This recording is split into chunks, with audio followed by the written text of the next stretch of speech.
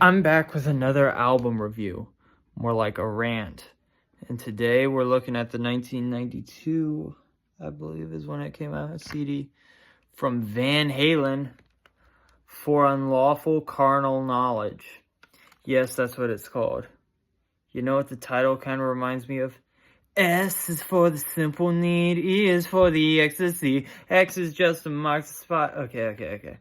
But yeah, this was something from the Sammy Hagar era. They were way better with David Lee Roth, and this proves it.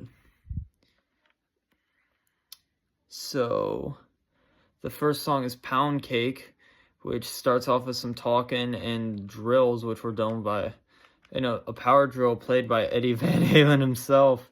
And then it goes into the music. There's parts of the song I like, but I really hate that song. It's way too long and way too annoying. Judgment Day, same thing. Elements of the song I like, but I don't like that song. Spanked, same thing. The first three tracks blow hard. Next, we have the fourth song, Run Around, which is probably the best song on the album. It's the only this and another song, which we'll get to in a minute, are probably the only two good songs on the album. Next is Pleasure Dome. Terrible! That song sucks. Next is In and Out. Not that good. Man on a Mission. Man on a Mission's another one that I sort of like, but not really. The Dream Is Over is another bad one. Terrible. Just terrible. What were they thinking when they wrote this? Then also,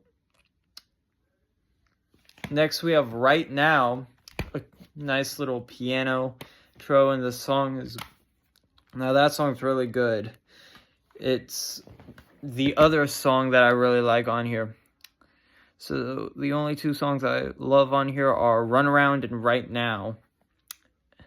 Next is 316, which is an guitar instrumental done by Mr. Eddie Van Halen himself, Edward Van Halen. It's alright. And last but not least, Top of the World. I hate that song. Only good part is Eddie's little breakdown section. Honestly, the only good parts of Pound Cake and Pleasure Dome are Alex Van Halen's drumming. But other than that, just downright terrible.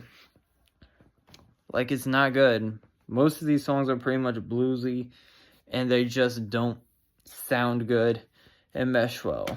It's a 2.5 out of 10 album, and it's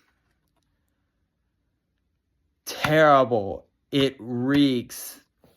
This is how lost they were without David Lee Roth.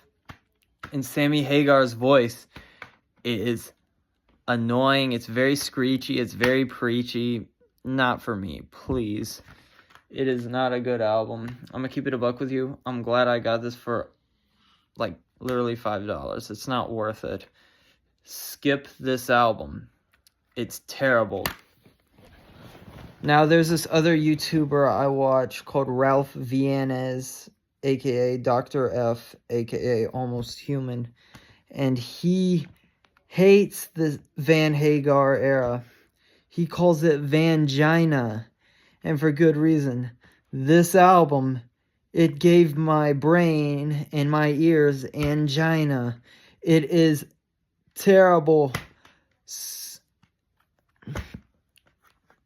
So this album can go for Unlawful Carnal Knowledge itself.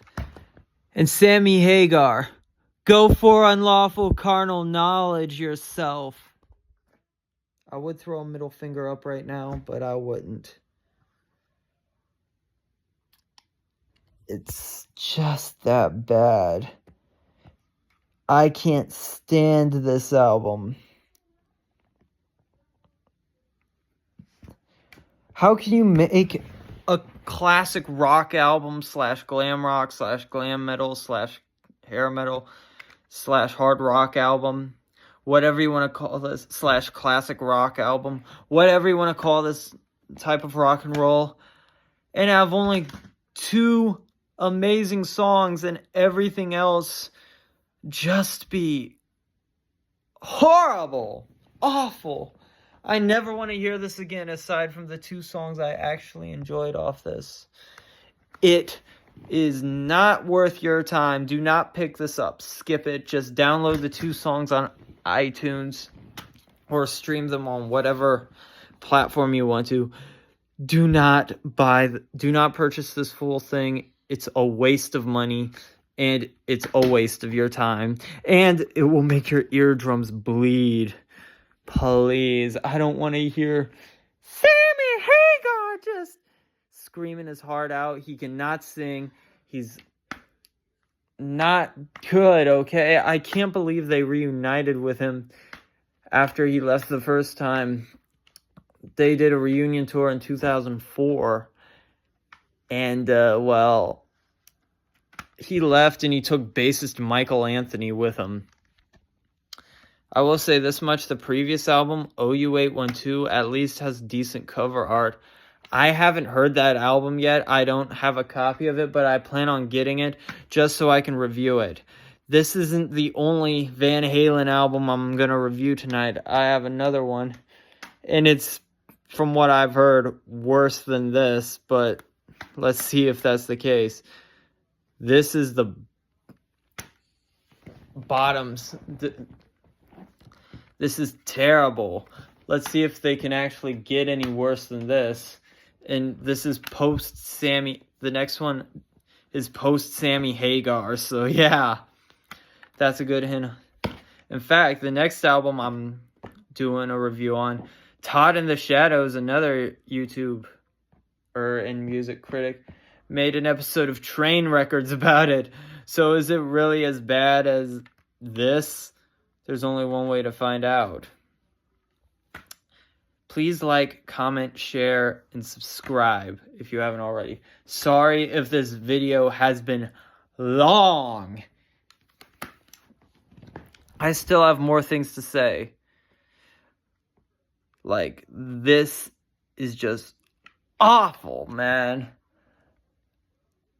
They really needed to learn from their, at the time, peers such as Kiss or Motley Crue or Guns N' Roses, Ozzy, rest in peace Ozzy, and rest in peace Eddie Van Halen. But yeah, and besides, the only good thing, aside from David Lee Roth era Van Halen, that Eddie Van Halen ever did was the solo to Michael Jackson's Beat It. Oh yeah, the other bands that these guys, Van Hagar, should have taken notes from at the time were Metallica, Aerosmith. I think I named all of it.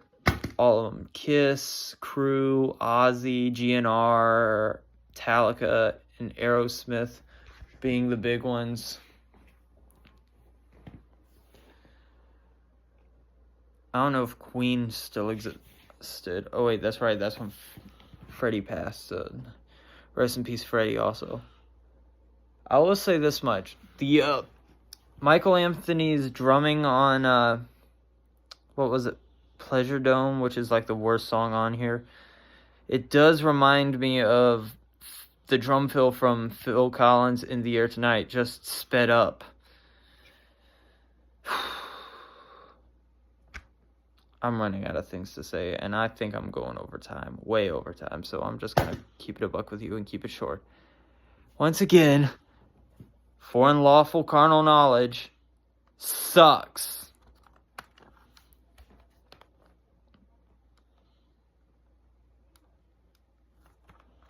You get the idea.